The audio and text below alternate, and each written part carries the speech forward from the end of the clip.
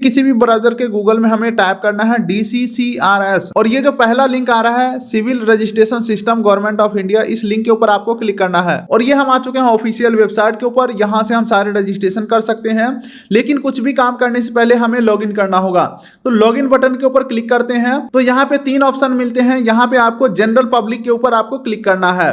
अब ये हम आ चुके हैं दोस्तों लॉगिन वाले पेज के ऊपर, लेकिन दोस्तों लॉगिन तो हम तब कर पाएंगे ना जब हम यहाँ पे पहली बार अकाउंट बनाएंगे। तो अभी हम पहले अकाउंट बनाएंगे, उसके लिए साइन अप बटन के ऊपर हम क्लिक करेंगे। अब दोस्तों आपको अपना डिटेल फिल करके अकाउंट बनाना है। मान के चलो आप अपने बच्चों का बर्थ सर्टिफिकेट बनाना चाहते हो तो आप अपना खुद का डिटेल डाल के रजिस्ट्रेशन कर सकते हो, यानी कि गार्जियन अपना डिटेल डाल के यहाँ पे अकाउंट बना सकता है। तो अभी हमें यहाँ पे फर्स्ट नेम डालना है, ठीक है, उसके बाद मिडिल नेम डालना है, लास्ट नेम डालना है, जेंडर सेलेक्ट करेंगे, डेट ऑफ बर्थ सेलेक्ट करेंगे। अभी अपना डेट ऑफ बर्थ सेलेक्ट करना है, यानी कि गार्जियन का डेट ऑफ बर्थ सेलेक्ट करना है जिनका अकाउंट बन रहा है। बच्चों का डिटेल लॉगिन होने के बाद हम जब एप्लीकेशन स्टार्ट करेंगे वहां पे सारा डिटेल डालेगा। चलिए डिटेल डाल के नेक्स्ट करता हूं। तो अब यहाँ पे कुछ और डिटेल फिल करने का ऑप्शन आ रहा है। यहाँ पे हमें अपना फुल एड्रेस फिल करना है। अगेन मैं आपको बता दूं इससे बर्थ सर्टिफिकेट का कोई लेना देना नहीं है। अभी हम यहाँ पे लॉगिन करने के लिए अकाउंट बना रहे हैं, तो यहाँ पे कोई भी डिटेल डाले कोई दिक्कत वाली बात नहीं है, ठीक है। तो आप इंडिया के अंदर रहते हैं तो इन इंडिया सेलेक्ट करेंगे, स्टेट सेलेक्ट करेंगे, जैसे कि मेरा यहाँ पे आ जाता है बिहार, तो बिहार सेलेक्ट कर लेता हूँ। थोड़ा सा वेट करना है। अब डिस्ट्रिक्ट हमें सेलेक्ट करना है, तो डिस्ट्रिक्ट हमारा आ जाता है दोस्तों समस्तीपुर, तो समस्तीपुर सेलेक्ट कर लिया। उसके बाद सब डिस्ट्रिक्ट आ जाता है सरायरंजन, तो हम सरायरंजन सेलेक्ट करते हैं। उसके बाद आप विलेज के अंदर आते हैं या टाउन के अंदर, तो मैं विलेज के अंदर आता हूं, विलेज सेलेक्ट कर लिया।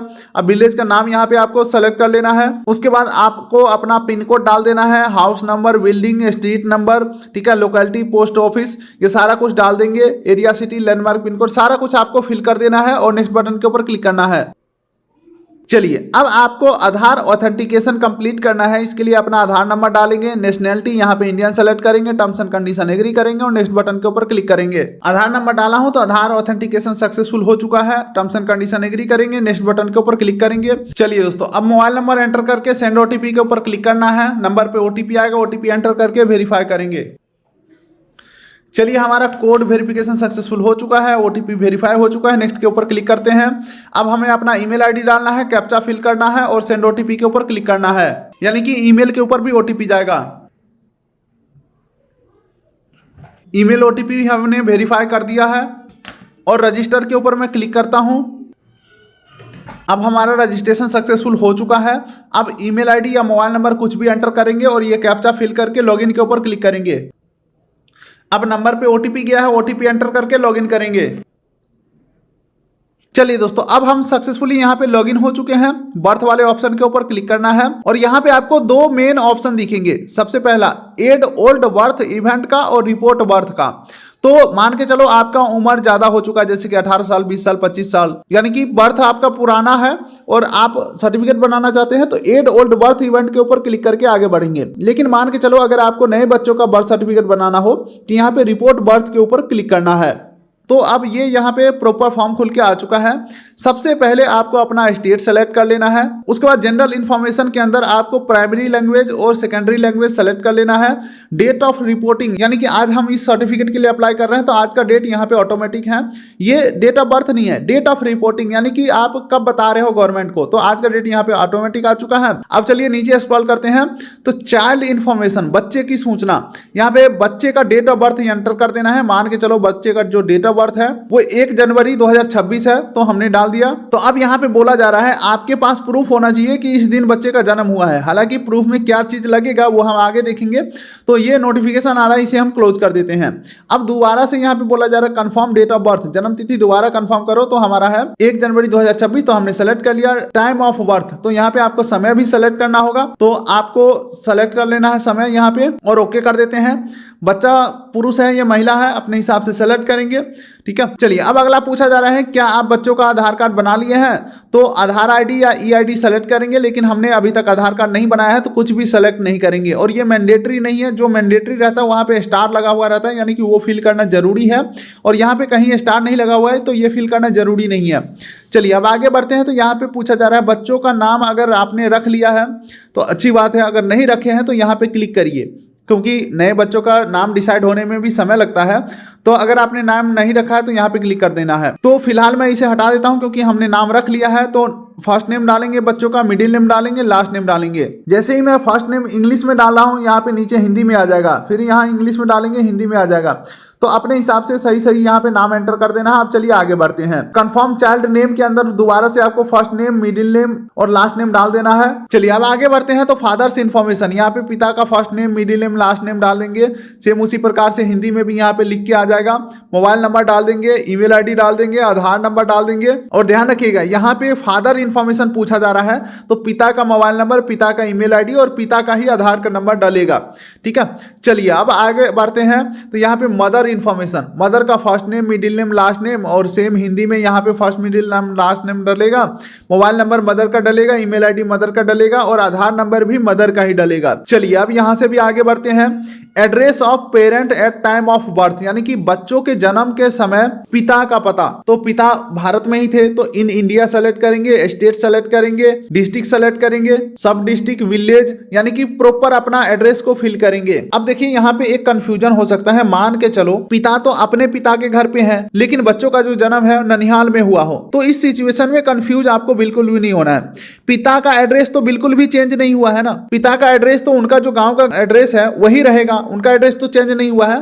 तो सेम टू सेम पिता का जो आधार कार्ड के ऊपर एड्रेस है या जहां वो रहते हैं वहां का एड्रेस फिल कर देना है। लेकिन आप मान के चलो परदेश में रह रहे हो, काम काज के चक्कर में दूसरे स्टेट में हो, तो उस समय के हिसाब से जो भी आपका एड्रेस रहेगा वो आपको यहाँ पे डालना है। अब चलिए नीचे स्क्रॉल करते हैं। परमानेंट एड्रेस पूछा जा रहा है तो अगेन वही चीजें आ गई कि मान के चलो परमानेंट एड्रेस है आपका बिहार का, आप रह रहे हो पंजाब में या दिल्ली में, तो यहाँ पे परमानेंट एड्रेस के अंदर आप अपना गाँव वाला एड्रेस को फिल करोगे। या अगर आपका करंट और परमानेंट दोनों एड्रेस सेम है तो यहाँ पे यस के ऊपर क्लिक कर देना है। चलिए अब अगला सबसे बड़ा क्वेश्चन आ जाता है, बच्चों का जन्म हुआ कहाँ पे, प्लेस ऑफ बर्थ। तो यहाँ पे 3 ऑप्शन आपको मिलते हैं, बच्चों का जन्म घर पे हुआ हो या अस्पताल में हुआ हो या अदर का भी ऑप्शन है। तो यहाँ पे अगर मैं घर सेलेक्ट करता हूँ यानी कि जन्म घर पे हुआ है तो आपको अपना घर का एड्रेस डालना है। अगर आप अस्पताल सेलेक्ट करते हैं तो यहाँ पे हॉस्पिटल का डिटेल डालना है। लेकिन दोस्तों एक बार के लिए मान के चलता हूँ, अगर आप अस्पताल सेलेक्ट करते हैं यानी हॉस्पिटल सेलेक्ट कर देते हैं तो आपके एड्रेस के हिसाब से यहाँ पे हॉस्पिटल का ऑप्शन आएगा। लेकिन अगर ऑप्शन में उस हॉस्पिटल का नाम नहीं है तो अदर सेलेक्ट करेंगे तो फिर नेम ऑफ द हॉस्पिटल का नाम यहाँ पे आपको डालना होगा। तो चलो मेरे बच्चे का जो जन्म है वो घर पे ही हुआ था तो हाउस सेलेक्ट कर लेता हूं और ऊपर का एक बार सारा डिटेल फिल करके नेक्स्ट बटन के ऊपर क्लिक करते हैं। अब चलिए यहाँ पे बोला जा रहा है डिटेल को कंफर्म करें, तो कंफर्म के ऊपर मैं क्लिक करता हूं। चलिए दोस्तों अब इस पेज के ऊपर कुछ और इन्फॉर्मेशन पूछे जा रहे हैं। तो सबसे पहला ऑप्शन है कि पेरेंट्स का जो एड्रेस है उसी एड्रेस के ऊपर बच्चों का जन्म हुआ है, तो यहाँ पे कंडीशन को एग्री कर लेंगे यानी कि चेक बॉक्स क्लिक कर लेंगे। तो पहले जो आपने पिता का एड्रेस डाला था वो कॉपी पेस्ट हो जाएगा। लेकिन मान के चलो बच्चों का जन्म जो है ननिहाल में हुआ है या कहीं और लोकेशन पे हुआ है तो यहाँ पे टिक नहीं करना है आपको, यानी कि पिता का एड्रेस कॉपी नहीं करना है, पेरेंट्स का एड्रेस जो है कॉपी नहीं करना है। अब यहाँ पे आपको बच्चे का ननिहाल का एड्रेस डाल देना है। अब चलिए आगे बढ़ते हैं। तो फादर इन्फॉर्मेशन, पिता की सूचना। अब यहाँ पे पूछा जाएगा पिता करते वगैरह क्या है, जैसे कि फादर्स रिलीजन, तो यहाँ पे सेलेक्ट करेंगे अपने हिसाब से। फादर लेवल ऑफ एजुकेशन, पिता कितने तक पढ़े लिखे हैं तो अपने हिसाब से सेलेक्ट करेंगे। अब यहाँ पे पूछ रहा है फादर्स ऑक्यूपेशन, यानी कि पिता करते क्या है, जैसे कि देख सकते हैं खेती मजदूरी हो गया, कल्चरल हो गया, तो यहाँ पे मैं सेल्फ एम्प्लॉय सेलेक्ट कर लेता हूँ। उसके बाद मदर इन्फॉर्मेशन, मदर का धर्म क्या है, ठीक है, मदर का एजुकेशन लेवल क्या है, मदर का ऑक्यूपेशन क्या है। तो नॉट नो यानी कि हम नहीं जानते हैं, ये भी सेलेक्ट कर सकते हो। अब नीचे स्क्रॉल करते हैं। चलिए दोस्तों अब अदर इन्फॉर्मेशन के अंदर पूछा जा रहा है age of the mother at time of marriage, यानी कि शादी के समय मदर का उम्र कितना था, तो अपने हिसाब से सेलेक्ट करेंगे। उसके बाद age of the mother at time of this birth, यानी कि इस बच्चों को जन्म देते समय उनका उम्र कितना था। उसके बाद अगला पूछा जा रहा है number of children born alive to the mother so far including child number, यानी कि इस बच्चे के साथ साथ अब टोटल कितने बच्चे हो गए, 1 2 3 4 अपने हिसाब से यहाँ पे फिल करना है। चलिए अब आगे बढ़ते हैं। Type of attendant at delivery, ठीक है, तो यहाँ पे आप डॉक्टर नर्स हो गया या परंपरागत प्रसव परिचारिता द्वारा या रिश्तेदार या अन्य कुछ भी ऑप्शन को सेलेक्ट कर सकते हो, जैसे कि मैं डॉक्टर नर्स सेलेक्ट कर लेता हूं। मेथड ऑफ डिलीवरी, ठीक है, नॉर्मल, यानी कि हमने शुरू में ही सेलेक्ट किया था कि घर पे बच्चों का जन्म हुआ है, जिस वजह से यहाँ पे सिजेरियन का ऑप्शन नहीं आ रहा है, यानी कि ऑपरेशन से बच्चा हुआ है ऐसा ऑप्शन ही नहीं आ रहा है, क्योंकि हमने वहां पे हॉस्पिटल नहीं सेलेक्ट किया था। जाहिर सी बात है घर पे अगर जन्म हुआ है तो नॉर्मल ही हुआ है, ठीक है। तो यहाँ पे हम नॉर्मल सेलेक्ट कर लेते हैं। बच्चों का वेट कितना था, वजन कितना था जन्म के समय, ठीक है। उसके बाद ड्यूरेशन ऑफ प्रेगनेंसी, यानी कि बच्चों का जो जन्म है कितने हफ्तों में जन्म हुआ है, यहाँ पे हफ्ता में लिखना है, ठीक है।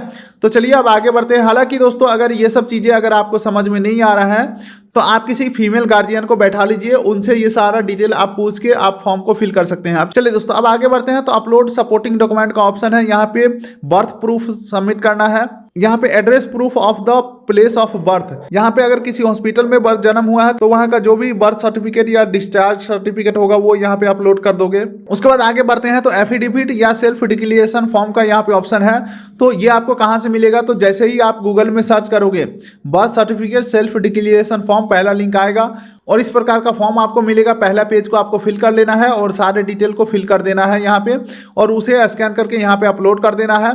एडिशनल डॉक्यूमेंट में आप चाहे तो कुछ दे सकते हैं या छोड़ सकते हैं, लेकिन स्टार नहीं लगा हुआ तो कुछ भी नहीं देंगे। और सेव एंड ड्राफ्ट के ऊपर क्लिक करके नेक्स्ट बटन के ऊपर क्लिक करेंगे। चलिए दोस्तों सेव एंड ड्राफ्ट के ऊपर क्लिक करके नेक्स्ट बटन के ऊपर हमने क्लिक कर दिया। चलिए दोस्तों अब नेक्स्ट बटन के ऊपर हमने क्लिक किया तो अब अगले पेज के ऊपर आ चुके हैं। इस पेज के ऊपर लीगल इन्फॉर्मेशन कंफर्मेशन, यानी कि आपको जो सारा डिटेल है वो एक बार वेरीफाई कर लेना है, ठीक है। अगर सब कुछ सही है तो नेक्स्ट पेज के ऊपर क्लिक करना है। अब दोस्तों यहाँ पे एक बार और से यहाँ पे इन्फॉर्मेशन को कंफर्म करना है। इसके अंदर आपको अपने सारा डिटेल को वेरीफाई कर लेना है। जो डॉक्यूमेंट आपने सेलेक्ट किया है वो सबका ऑप्शन आ चुका है। यहाँ पे टर्म्स एंड कंडीशन एग्री करेंगे, सबमिट बटन के ऊपर क्लिक करते हैं। तो यहाँ पे बोला जा रहा है please upload your scanned signature to proceed it.